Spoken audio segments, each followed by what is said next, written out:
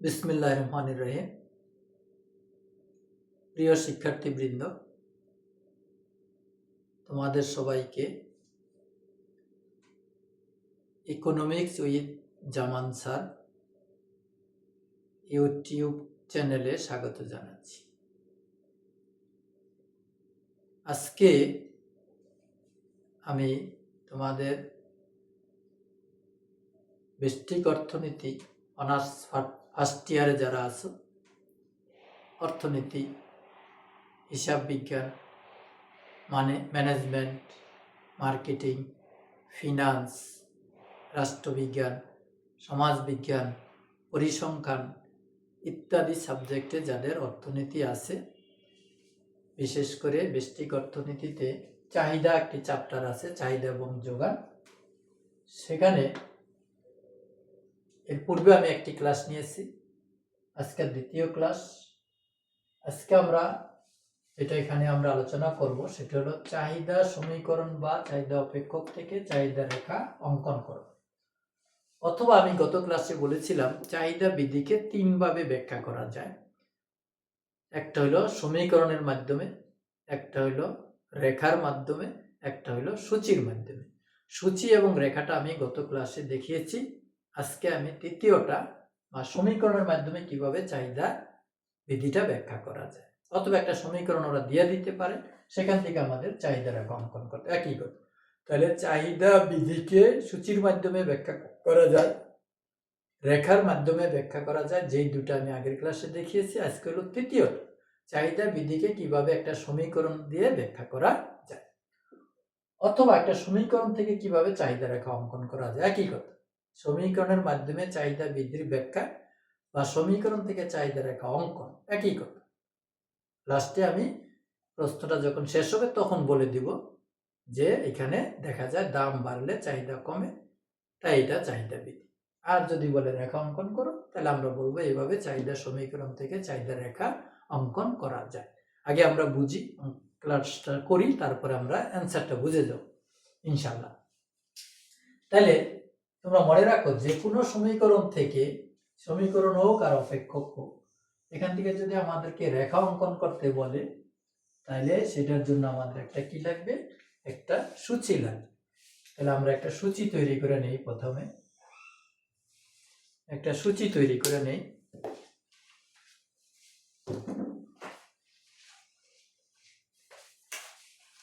সূচিটা তৈরি করে নিতে হবে প্রথমে আমাদেরকে।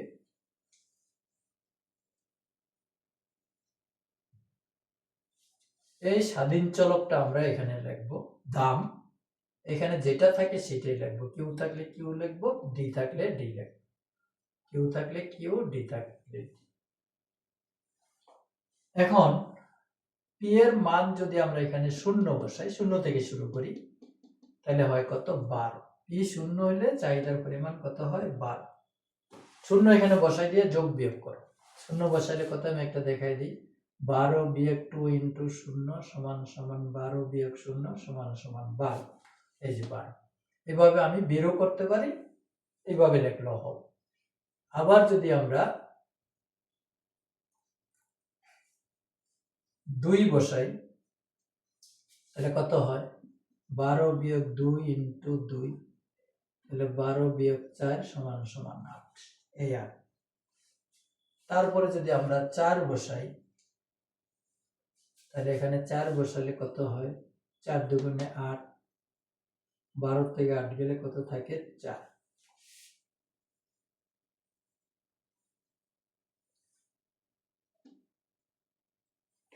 যদি আমরা 6 বসাই, 6 বসালে কত হয়, 6 দুগুণে 12, 12 থেকে 12 গেলে 0। আমরা 1 2 করে বসাইতে পারি। শূন্যের পরে 1, 1 এর পরে 2, 2 এর পরে 3, 3 এর পরে 4, এভাবেও বসাইতে পারি, কোনো সমস্যা নেই। যেটা আমরা বসাবো সেই নিয়ে আলোচনা করব। তাহলে আমরা সূচিতে আমরা কি দেখলাম, দাম যখন 0, চাহিদা তখন 12। দাম যখন 4, চাহিদা তখন 8। দাম যখন 4, দাম যখন 2, চাহিদা তখন 8। দাম যখন 4, চাহিদা তখন 4। দাম যখন 6, চাহিদা তখন 0। এখানে দেখা যায় দাম বাড়তেছে, চাহিদা কমতেছে, এটাই চাহিদা বৃদ্ধি। তাহলে চাহিদার সমীকরণ থেকে আমরা একটা সূচি পেলাম, এই সূচি থেকে এখন একটা রেখা অঙ্কন করতে হবে। গত ক্লাসে আমরা এটা অঙ্কন করেছি। দাম কত? 0 2 4 6, 0 2 4 6, 0 2 4 6, 12 8 4, এখানে 4 4 8, এখানে 12। শূন্যের সময় 12, দাম যখন 0, চাহিদা তখন 12, এই একটা বিন্দু পেলাম, এই বিন্দু। 2 এর সময় 8, 2 এর সময় 8, বি বিন্দু। 4 এর সময় 4,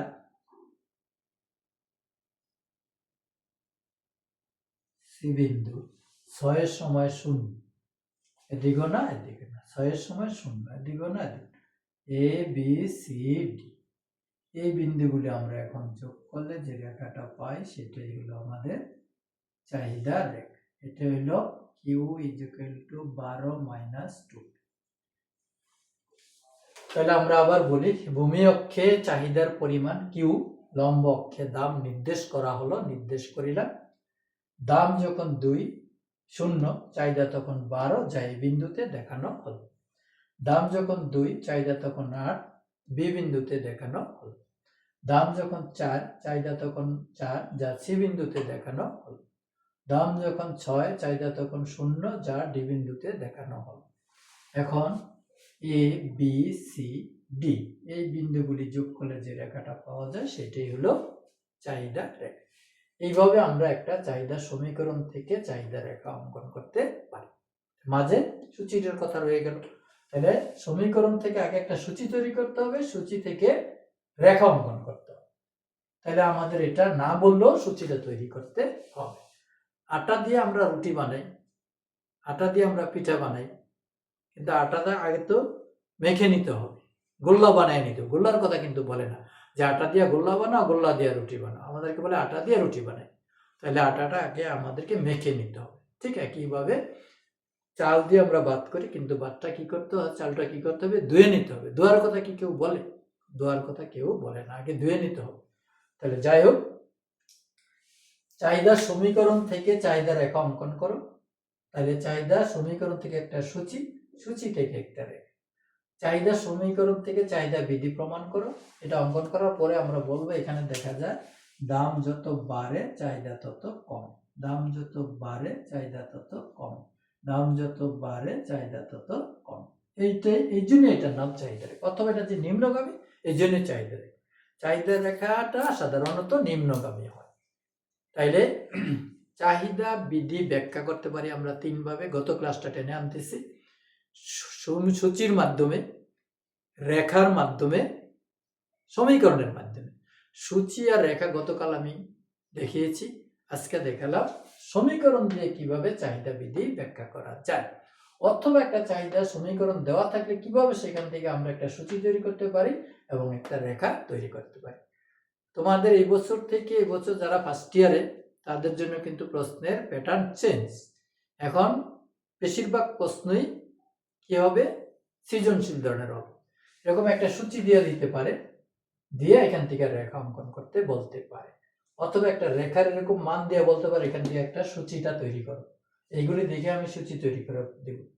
আবার এখানে একটা দুইটা মান নাও দিতে পারে, না দিয়ে বলতে পারে এখানে কত হবে, এইটা দিল, এখানে 4 দিল না। তাহলে আমাকে যদি বলে যে এই রেখার সাথে সূচির মিল করো, তাহলে রেখাতে এখানে 4 এর সময় কত আছে, এই যে 4 আছে, এখানে সূচির সময় 4 এর সময় 4 নাই, এখানে আমার 4 দিতে হবে। আবার এই সূচি দিল, রেখার মধ্যে 4টা দিল না, যেখানে কত হবে, এটা প্রশ্নবোধক চিহ্ন। এগুলি সৃজনশীল প্রশ্ন। সৃজনশীল প্রশ্ন নিজে বুঝে বুঝে লিখতে হবে। যাই হোক, চাহিদা বিধি শেষ হলো। এর মধ্যে অনেক অনেক কিছু আছে, চাহিদা সূচি, চাহিদা রেখা, চাহিদা সমীকরণ, চাহিদা সূচি থেকে চাহিদা রেখা অঙ্কন, চাহিদা রেখার বাম দিক থেকে ডান দিকে নিম্নগামী হয় কেন, একটা কাল্পনিক চাহিদা সূচি থেকে চাহিদা রেখা অঙ্কন করো। এগুলি আমি বারবার রিপিট করতেছি, এইগুলি অর্থনীতির মূল বিষয়। চাহিদা যারা জানে না, চাহিদা যারা বুঝে না, এরা অর্থনীতি পরে কোনো লাভ নেই। অর্থনীতির মূল বিষয় হলো চাহিদা। আমি গত ক্লাসে বলেছি যে অর্থনীতির পড়ে না এমন মানুষও চাহিদা বিধি জানে। কেউ সমাজ বিজ্ঞানে পড়ে, সমাজকর্মে পড়ে, রাষ্ট্রবিজ্ঞানে পড়ে, ম্যাথে পড়ে, কেমিস্ট্রিতে পড়ে, ফিজিক্সে পড়ে, তারাও কিন্তু চাহিদা বিধিটা জানে। দাম বাড়লে যে চাহিদা কমে, এটা সবাই। আর অর্থনীতি এমন একটা বিষয়, এটা সবারই লাগে। এটা একজন শিক্ষকের যেমন লাগে, একজন ডাক্তারেরও লাগে, একজন ইঞ্জিনিয়ারেরও লাগে, কবি, সাহিত্যিক, বৈজ্ঞানিক যে হোক, অর্থনীতি সবারই লাগে। আমি কেমিস্ট্রি না জানলে আমার কোনো সমস্যা নেই, ফিজিক্স না জানলে আমার কোনো সমস্যা নেই, কিন্তু একজন ফিজিক্সে পড়ে যে তার অর্থনীতি জানতে হবে। বাজারে গিয়ে সে কেনাকাটা করে, সে দ্রব্য খায়, সে ঘুমায়, সে তার ফ্যানের দরকার, তার এসির দরকার, এগুলি সব অর্থনীতির সাথে সম্পর্কিত। যাই হোক, অনেক কথা হলো। এখন আমি পরবর্তী বিষয়ের উপর চলে যাচ্ছি। চাহিদা বিধি গেল, চাহিদা বিধির সাথে সম্পর্কিত অনেকগুলি জিনিস গেল। চাহিদা বিধির ব্যতিক্রম। ব্যতিক্রম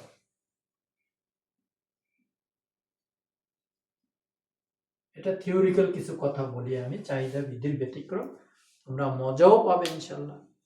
যুক্তি। তাহলে আমরা বললাম কি, যে দাম বাড়লে চাহিদা কম। দাম আর চাহিদা, দাম 1 টাকা ছিল, চাহিদা ছিল 10, দাম 2 টাকা হলো, চাহিদা হয়ে গেল 8। দাম বাড়লো, চাহিদা কম, এটা হলো চাহিদা বিধি। সমালোচকরা বলছে চাহিদা বিধি দিছে কিন্তু মার্শাল, মনে রাখতে হবে, দাম বাড়লে চাহিদা কম, এটা হলো মার্শালের কথা। কিন্তু অনেক অনেক ক্ষেত্রে দাম বাড়লে চাহিদা কমে না। কোনো সময় কমে না, আগেরটাই থাকে।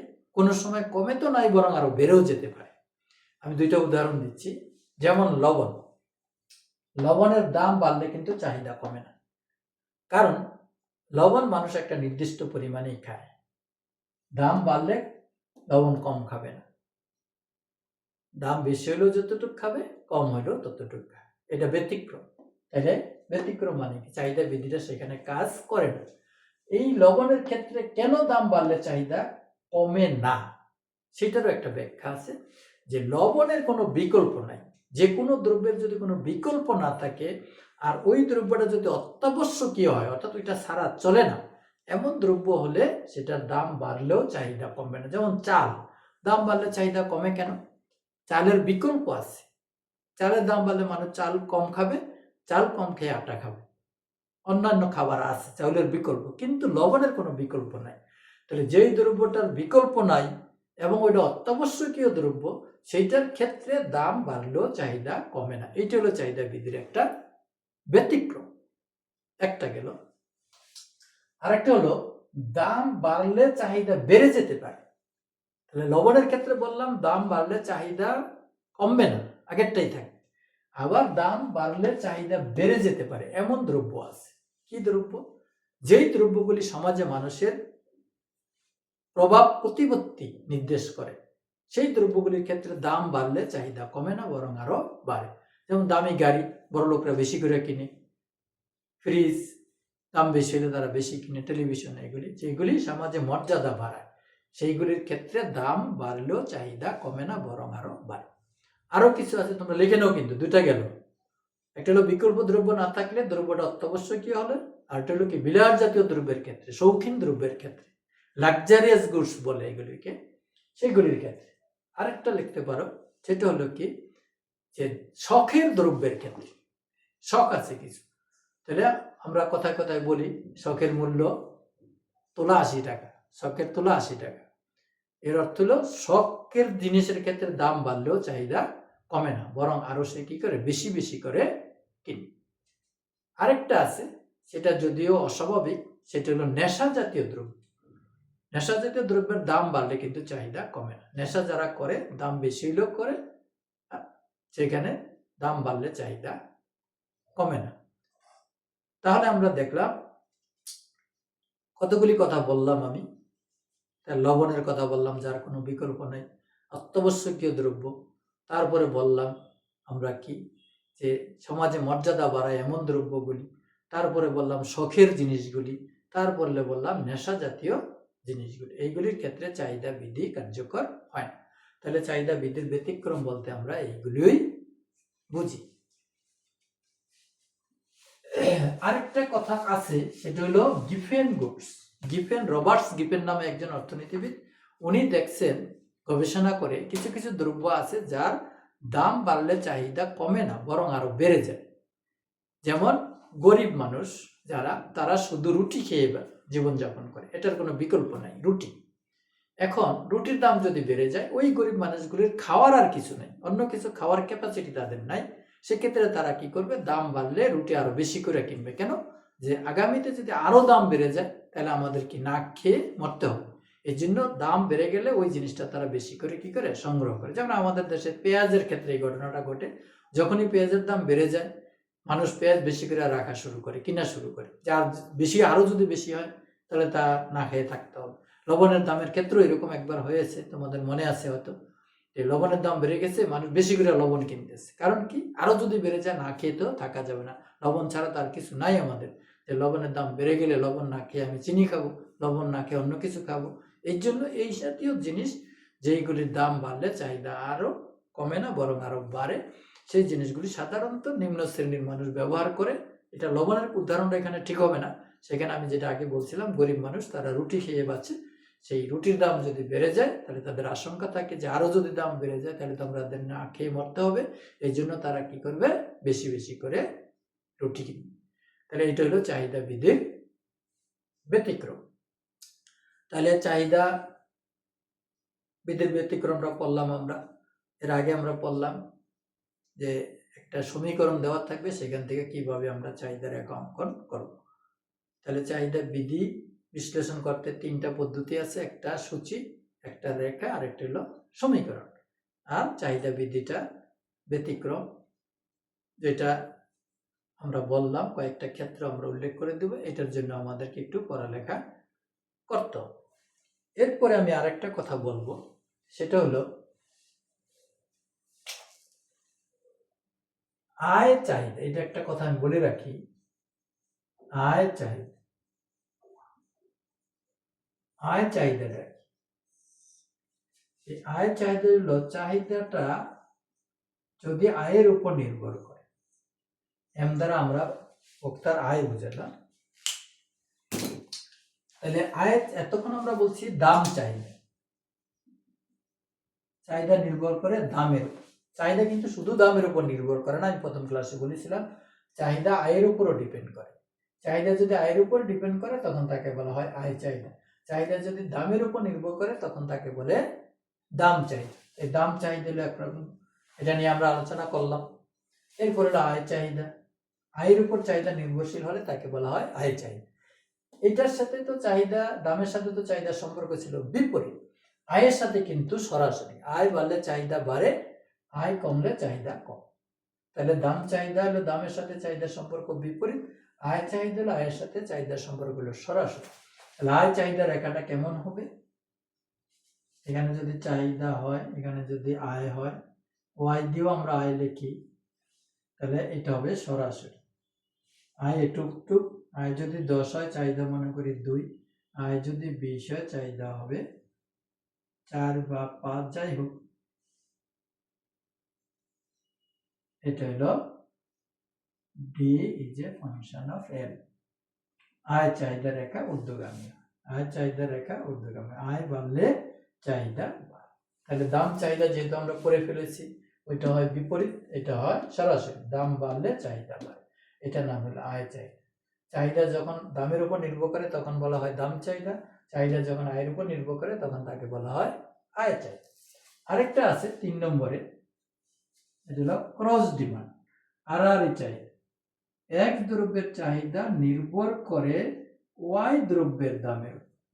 একটা দ্রব্যের চাহিদা যখন অন্য একটা দ্রব্যের দামের উপর নির্ভর করে তখন তাকে বলা হয় আড়াআড়ি চাহিদা, ক্রস ডিমান্ড বলে এটা।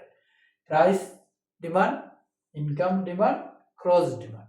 এক দ্রব্যের চাহিদা নির্ভর করে ওয়াই দ্রব্যের দামের উপর। যেমন ওয়াইটার যদি আটার দাম, আটার দাম, আর এটা হলো কি চালের চাহিদা। তাইলে আটার দাম যদি বেড়ে যায় তাহলে মানুষ আটা কম খাবে, আটা কম খেলে চাল বেশি খাবে। আটার দাম যদি কমে যায় তাহলে মানুষ আটা বেশি খাবে, আটা বেশি খেলে চাল কম খাবে, এরকম। আবার এটা চা চিনি এরকম হতে পারে। তাহলে আটা আর চাল দিয়ে আমি বুঝাইলাম চাউলের চাহিদাটা নির্ভর করতেছে আটার দামের উপর। আটার দাম যদি বেড়ে যায় আটার চাহিদা কমে যাবে, আটার চাহিদা কমলে নিশ্চয়ই চাউলের চাহিদা বেড়ে যাবে।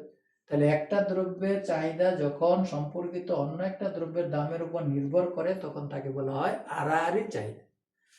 একটা দ্রব্যের চাহিদা যখন দামের উপর নির্ভর করে তখন তাকে বলা হয় দাম চাহিদা। একটা দ্রব্যের চাহিদা যখন আয়ের উপর নির্ভর করে তখন তাকে বলা হয় আয় চাহিদা। দাম চাহিদা রেখাটা হয় নিম্নগামী, মুখস্থ। আয় চাহিদা রেখাটা হয় ঊর্ধ্বগামী। আড়াআড়ি চাহিদা রেখা নিম্নগামীও হয় কখন, ঊর্ধ্বগামীও হয় কখন। এটা পরিবর্তক দ্রব্য, পরিপূরক দ্রব্য। যেমন এটা আটার দাম যখন বাড়ে আটার চাহিদা কমে যায়, আটার চাহিদা কমলে চাউলের চাহিদা বেড়ে যায়, তখন এটা হবে ঊর্ধ্বগামী। তাহলে আটার চাল কি পরিবর্তক, পরিবর্তক দ্রব্যের ক্ষেত্রে এটা হবে ঊর্ধ্বগামী। পরিপূরক দ্রব্য কি চা আর চিনি। চায়ের দাম যদি বেড়ে যায় মানে চা কম খাবে, চা কম খেলে চিনিও কম খাবে, সেক্ষেত্রে এটা হবে ঊর্ধ্বগামী।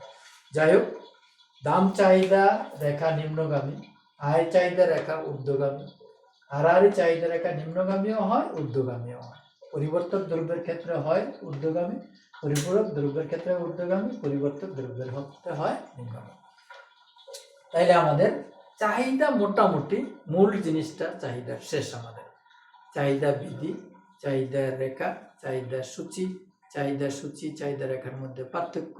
চাহিদা রেখা সাধারণত নিম্নগামী হয় কেন, দাম চাহিদার ক্ষেত্রে। চাহিদা বলতে আমরা দাম চাহিদা কি বুঝি, আয়ের চাহিদা আর আয়ের চাহিদা এটাই বেশি গুরুত্বপূর্ণ না। তাহলে মূলত যেহেতু আমরা অনার্স করতেছি ইকোনমিক্সে, সবই জানতে হবে।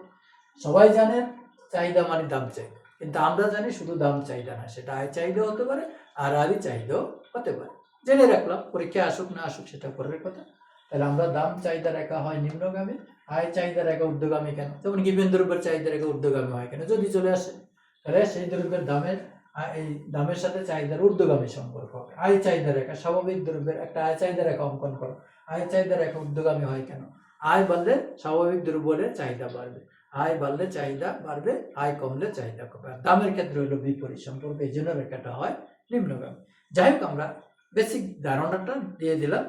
আমরা পরীক্ষা আসবে এমন কোনো কথা না, পরীক্ষা ওইগুলির থেকে আসবে, দাম চাহিদার থেকে আসবে। সাধারণ চাহিদা, চাহিদা বিধি, চাহিদা রেখা, চাহিদার সূচি, চাহিদার সমীকরণ, কাল্পনিক চাহিদা সূচি থেকে চাহিদা রেখা অঙ্কন করো, চাহিদা রেখা নিম্নগামী হয় কেন, চাহিদা বিধির ব্যতিক্রম আলোচনা করো, এগুলি। তাহলে আয়ের চাহিদা আর আয়ের চাহিদা অনেককে পড়েই না, জানেই না, কিন্তু আমি বেসিকের জন্য একটু বলে রাখলাম, কাজ দিয়ে রাখলাম। যাই হোক, আজকে এই পর্যন্তই, আবার দেখা হবে। সেই পর্যন্ত সবাই সুস্থ থাকো, সেই কামনা এখানে শেষ করলাম। ধন্যবাদ সবাইকে।